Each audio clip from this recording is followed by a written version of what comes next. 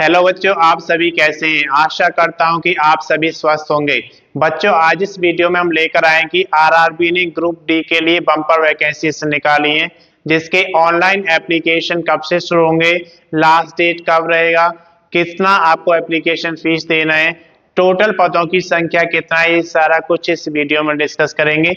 Video को अंत तक जरूर देखें। अगर अभी तक आपने चैनल को सब्सक्राइब नहीं किया, सब्सक्राइब करें, वीडियो को लाइक करें और ज्यादा से ज्यादा शेयर करें ताकि ये वीडियो उन सभी दोस्तों के पास पहुंचे आरआरबी ग्रुप डी की जॉब करना चाहते हैं। तो आइए सबसे पहले यहाँ पर बात करते हैं प्रारंभिक तिथि की। तो इसके ऑनलाइन एप्लीकेशन शुरू हो गए हैं 23/1/2025 से। अगर अंतिम तिथि की बात करें तो 22/2/2025 है, यानी कि 22 फरवरी 2025 तक आप इसके ऑनलाइन एप्लीकेशन जमा करा सकते हैं।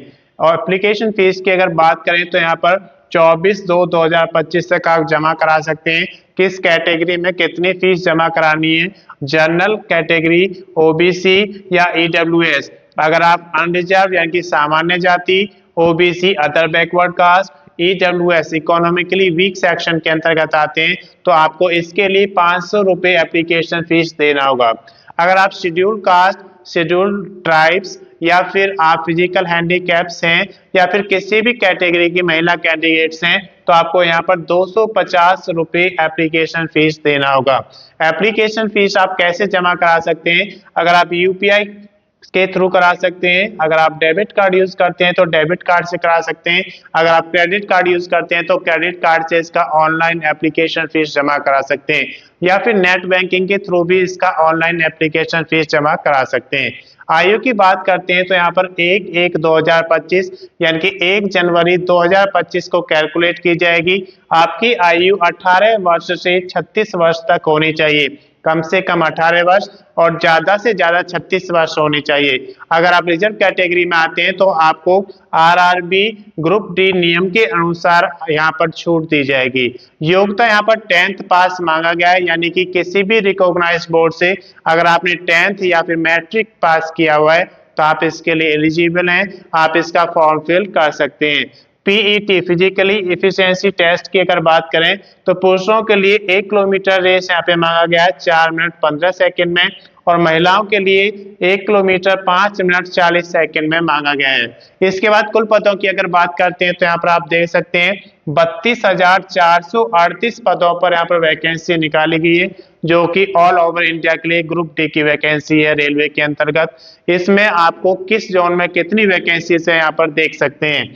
अगर हम जयपुर की बात करें जो कि राजस्थान में पड़ता है, 1,433 वैकेंसी यहाँ पे दी गई है। प्रयागराज जो कि उत्तर प्रदेश में पड़ता है 2020 वैकेंसी यहाँ पे दी गई है। हुबली में यहाँ पर 530 वैकेंसी है। जबलपुर की बात करें तो 1,614 वैकेंसी दी गई है। भुवनेश्वर जो कि उड़ीसा में पड़ता है, यहाँ पर 964 वैकेंसी है। बिलासपुर में 1,337 वैकेंसी दी गई है। दिल्ली 4,785 वैकेंसी दी गई है, यहाँ पर बहुत ज्यादा वैकेंसीज निकाली गई हैं। चेन्नई की बात करें तो 2,694 वैकेंसी है। गोरखपुर जो कि उत्तर प्रदेश में पड़ता है 1,370 वैकेंसी है। गुवाहाटी जो कि असम में पड़ता है 2,048 वैकेंसी दी गई है।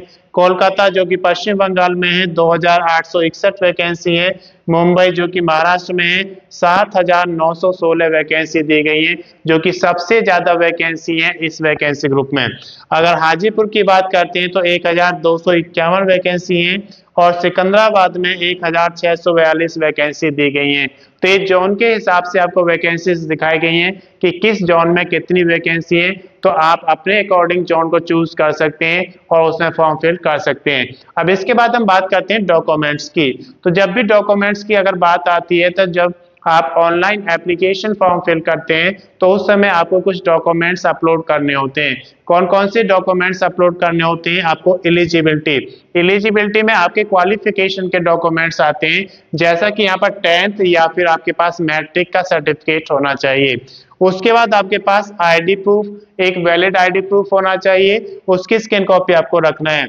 एक वैलिड एड्रेस प्रूफ होना चाहिए, उसकी स्कैन कॉपी आपको रखना है। डोमिसाइल सर्टिफिकेट आपके पास होना चाहिए, और अगर आप रिजर्व कैटेगरी में आते हैं तो तो आपके पास कास्ट सर्टिफिकेट होना चाहिए। इन सभी डॉक्यूमेंट्स की आपको स्कैन कॉपी अपने पास रखना है। उसके बाद फोटो, एक A4 साइज फोटोग्राफ्स आपको अपने पास रखना है, उसकी स्कैन कॉपी रखेंगे। सिग्नेचर की अगर बात करें तो आप एक पेज पर सिग्नेचर करेंगे और उसको भी आपको स्कैन कॉपी में रखना है। तो ये सारे डॉक्यूमेंट्स आपके पास स्कैन कॉपी में होने चाहिए। जब आप ऑनलाइन एप्लीकेशन फॉर्म फिल करते हैं उस समय ये सारे डॉक्यूमेंट्स आपको अपलोड करने होंगे। इसके बाद बात करते हैं हम बेसिक डिटेल्स की। तो जब ऑनलाइन एप्लीकेशन आप शुरू करते हैं तो उसमें आपको बेसिक डिटेल्स देनी होती हैं, जैसे आपका क्वालिफिकेशन, आपका डेट ऑफ बर्थ, नेम, आपके फादर्स नेम, इसके बाद आपको डेट ऑफ बर्थ देना होता है। ये सारी बेसिक डिटेल्स देने के बाद आपका एड्रेस मांगा जाता है। अगर आपका परमानेंट एड्रेस और मेलिंग एड्रेस अलग अलग है तो दोनों एड्रेस आपको देने होते हैं। उसके बाद जब बेसिक डिटेल्स फिल हो जाएगी तब ये सारे डॉक्यूमेंट्स आपको अपलोड करने होते हैं। जब डॉक्यूमेंट्स अपलोड हो जाएंगे तो आप उसका प्रीव्यू चेक करेंगे। प्रीव्यू चेक करने से आपको एक बेनिफिट मिलता है कि अगर आपने कोई गलती की है तो आपको उसे सुधारने का मौका मिल जाता है। और प्रीव्यू चेक करने के बाद अगर आपको लगता है कि सब एंट्रीज आपकी सही है तो आप उसका फाइनल सबमिशन कर देंगे। और जब फाइनल सबमिशन हो जाएगा तब उसका आप प्रिंट आउट लेंगे।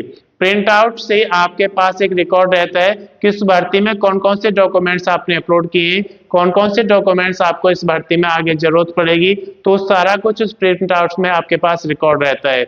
अगर इसकी अधिक जानकारी आपको चाहिए तो उसके लिए आप RRB की CIN नंबर 8/2024 जो एडवर्टाइजमेंट है उसे पढ़ेंगे तो सारी जानकारी आपको मिल जाएगी। मैं समझता हूं कि ये जानकारी आपके लिए पर्याप्त है। अगर अभी तक आपने चैनल को सब्सक्राइब नहीं किया, सब्सक्राइब करें, वीडियो को लाइक करें और ज्यादा से ज्यादा शेयर करें ताकि ये वीडियो उन सभी दोस्तों के पास पहुंचे जो RRB के थ्रू ग्रुप डी की भर्ती में पार्टिसिपेट करना चाहते हैं। धन्यवाद।